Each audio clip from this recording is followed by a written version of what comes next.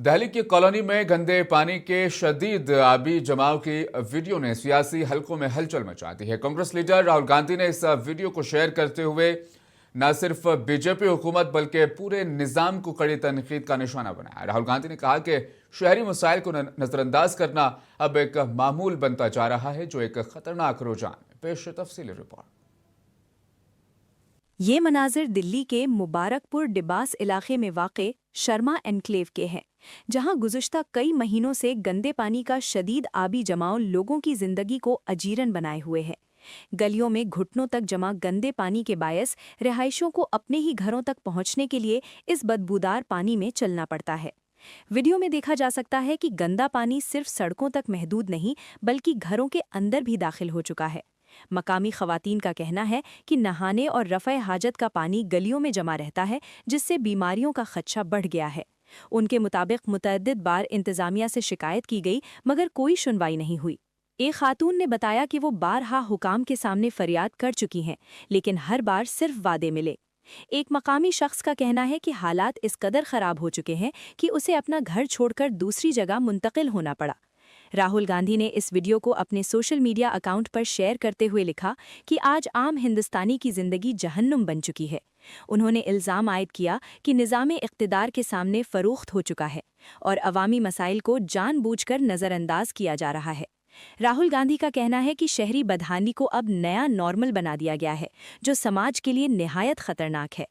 उन्होंने अवाम से अपील की कि वो जवाबदेही का मुतालबा करें, वरना ये बदहाली हर दरवाजे तक पहुंच जाएगी।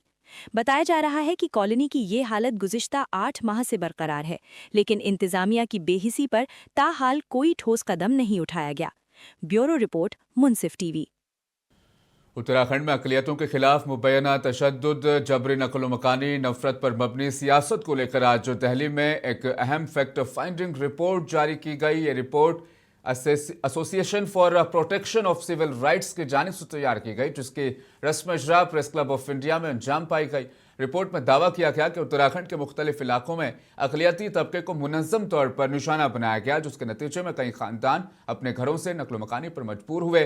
फैक्ट फाइंडिंग टीम में कौशिक राज, सृष्टि जायसवाल, खुर्शीद अहमद और तस्लीम अंसारी शामिल थे, जिन्होंने मुतासिरा इलाकों का दौरा करके ज़मीनी हक़ायक़ को रिपोर्ट का हिस्सा बनाया।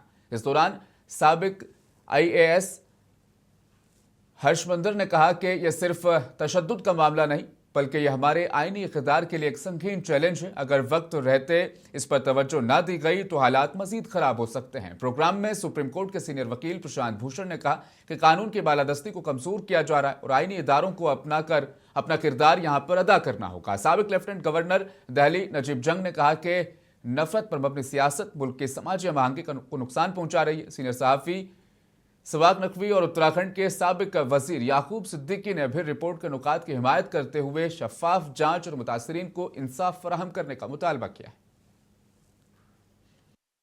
एक तो ये रिपोर्ट बहुत उम्दा रिपोर्ट है।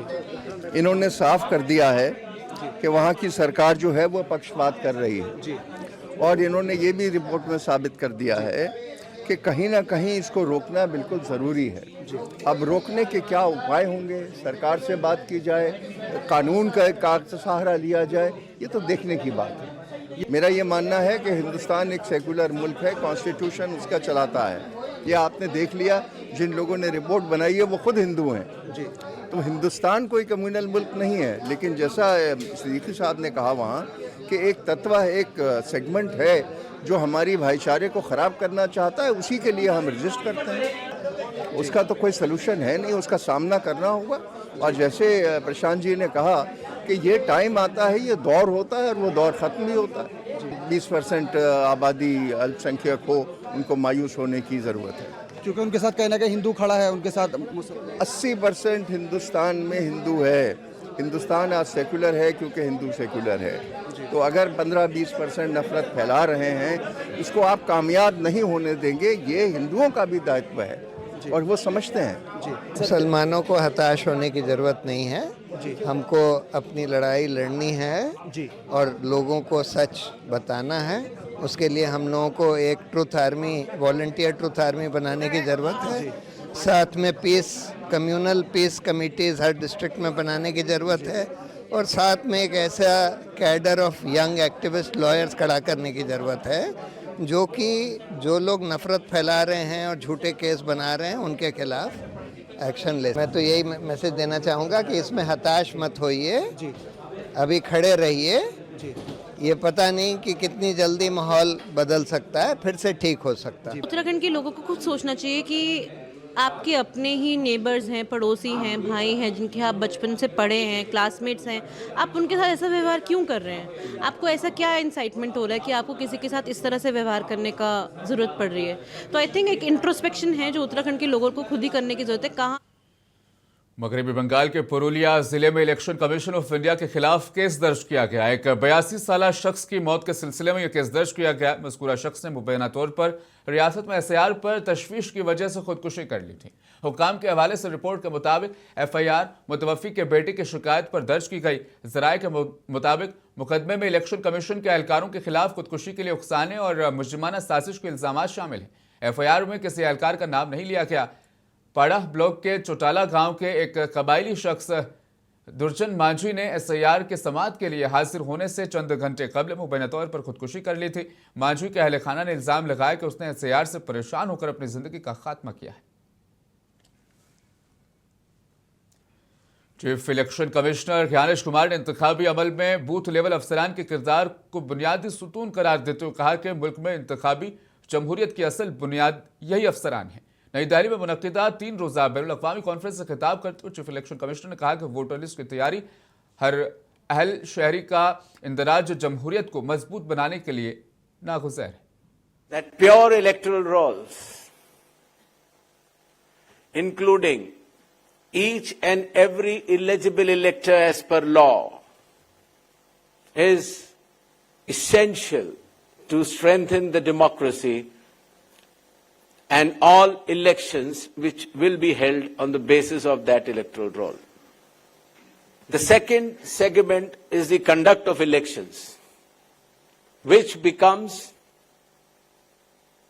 a very, very challenging and logistical affair.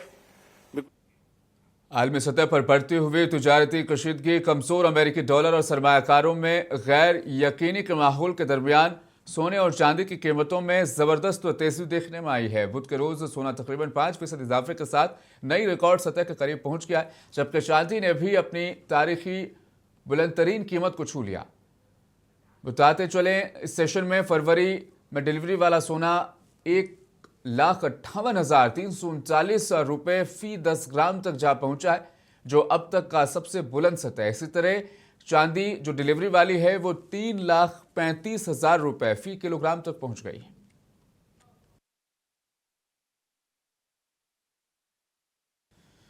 Karnataka के वजीर एच के पाटिल ने इलेक्ट्रॉनिक वोटिंग मशीनों पर संगीन सवालात उठा दिए। उनका कहना है कि ईवीएम्स अपनी साख खो बैठी है और अगर इलेक्शन कमीशन ने इस मामले को संजीदगी से हल ना किया तो आइंदा जीबीए इंतखाबात बैलेट पेपर समेत दीगर तरीके उसमें इख्तियार किए जा सकते हैं। बयान के बाद इंतखाबी शफाफियत और इंतखाबी निज़ाम पर एक नई बहस ने जन्म लिया है।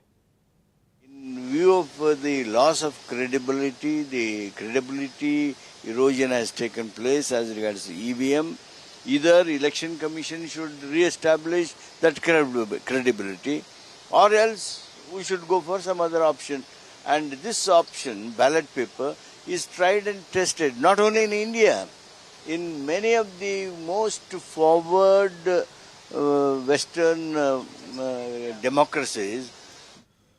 मरकजी वजीर मुमलिकत रामदास अठावले ने तजवीज़ पेश की कि केरला के वजीर आला पिनराई विजयन को बीजेपी ज़ेर क़यादत एनडीए में शामिल होना चाहिए ताकि मरकज से रियासत को मजीद फंड्स आ सके।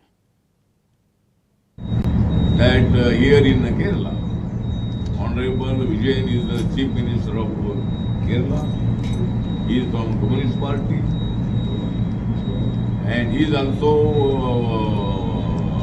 in the power last many years.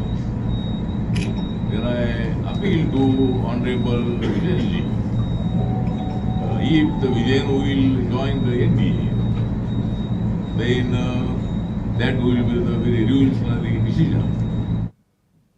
Madras high court की जानिब से बीजेपी लीडर अमित मालवीय के खिलाफ दर्ज एफआईआर को गलतम करार दिए जाने के बाद सियासी बयानबाजी तेज हो गई है। बीजेपी के तर्जुमान शहजाद पूनावाला ने डीएमके पर सख्त तनकीद करते हुए इल्जाम लगाया कि पार्टी न सिर्फ हिंदू मुखालिफ है बल्कि आइन मुखालिफ सोच को फरोग दे रही है।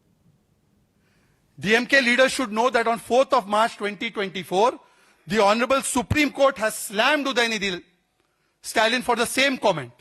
And I quote, Supreme Court says, you have abused your rights under Article 19(1)(a). You are not a layman, you are a minister. You should know the consequences of your speech.